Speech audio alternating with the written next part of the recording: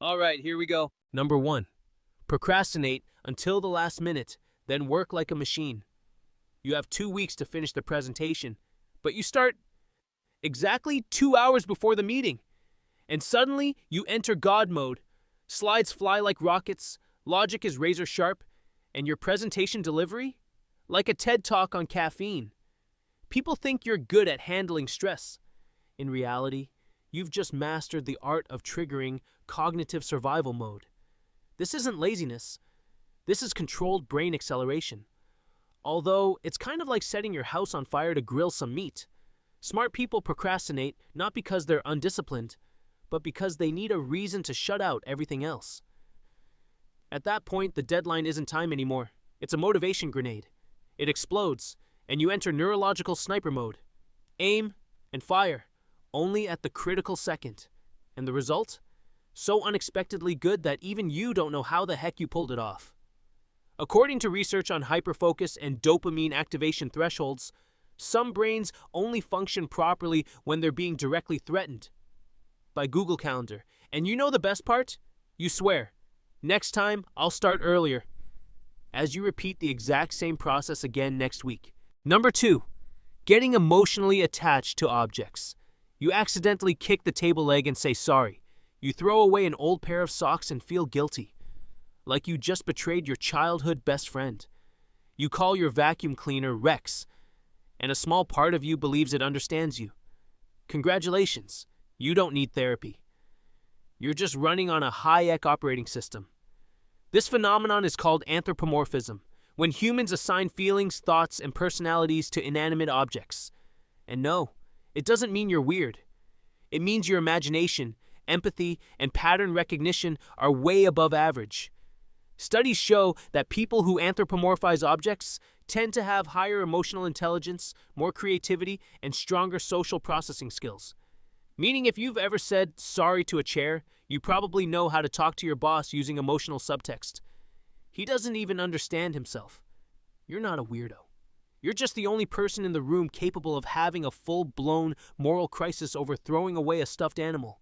Number 3, needing alone time after socializing. The party just ended. You don't go to the after party. You go turn off your phone, crawl under a blanket, and stare at the ceiling. Not because you hate people, but because your brain just crashed after processing too many social signals at once. Eye contact, tone of voice, vague comments, hidden subtext. Your brain logs it all like 8K resolution surveillance footage. And now the CPU is fried.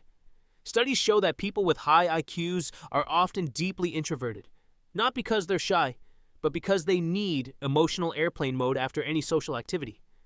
While others recharge with music and vodka, you recharge with silence and a locked door. You're not antisocial. You're just rebooting your system after small talk drained your brain battery. And if you've ever hidden in the bathroom during a meeting just to stay alive, congrats. You're not lazy. You're just a psychological update that's too heavy for the world's current operating system. Number 4, staying up late for no reason. You're not sleepy at 11 p.m. You're not sleepy at midnight. You feel the most alert at 2 a.m. when the world is asleep and your dopamine clock punches in.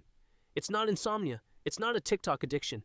You're just running on the genius operating system. Night edition. Multiple studies show that people with high IQs are often natural-born night owls. They don't shut down on schedule because their brains aren't synced to the sun's calendar.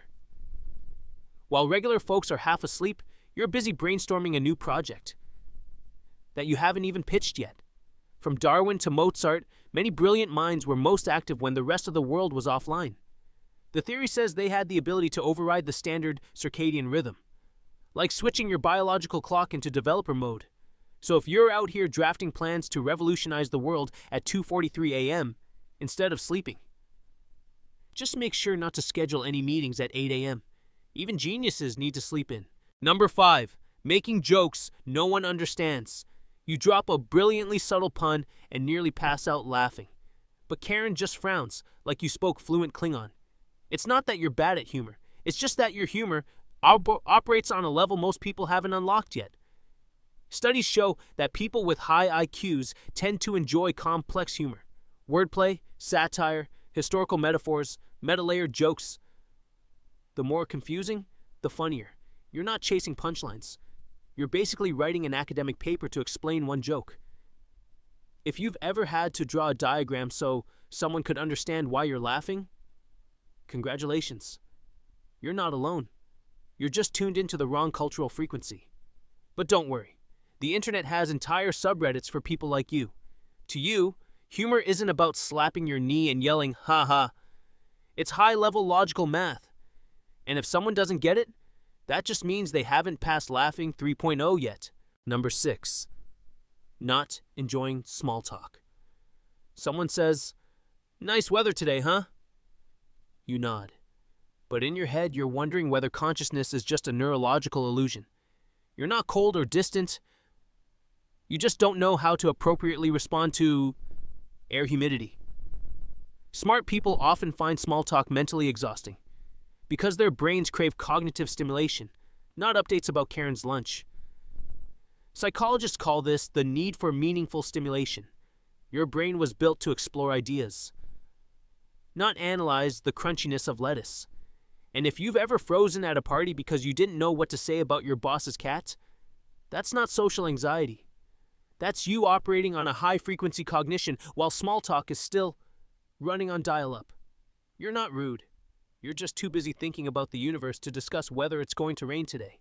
Number 7. Making detailed plans, but not following them. Your Notion setup looks like a NASA lab.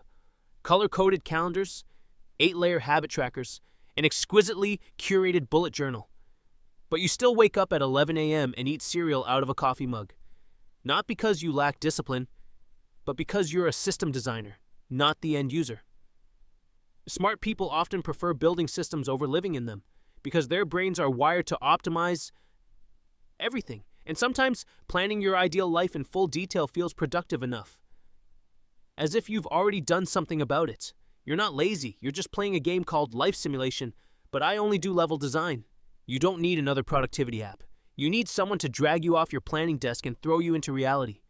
Or at the very least, an alarm clock that knows how to be sarcastic. Number 8. Eating the same meal every day. Breakfast, chicken and rice. Lunch, chicken and rice. Dinner, take a wild guess. Still chicken and rice. To outsiders, you seem boring. But in reality, you just dodged one of the brain's most common bugs, decision fatigue.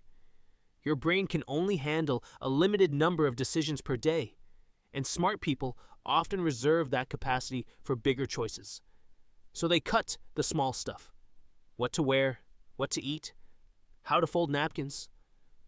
Doesn't matter. Jobs wore the same outfit every day. So does Zuckerberg. You chose chicken and rice. And if someone says you lack culinary creativity, ask them, how many neurons do you waste each morning picking a salad topping? You're not passionless about food.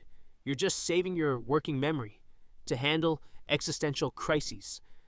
Chicken and rice helps you contemplate the universe more deeply, or at least saves you from washing extra dishes. That's all for today. Comment the one that fooled you the longest.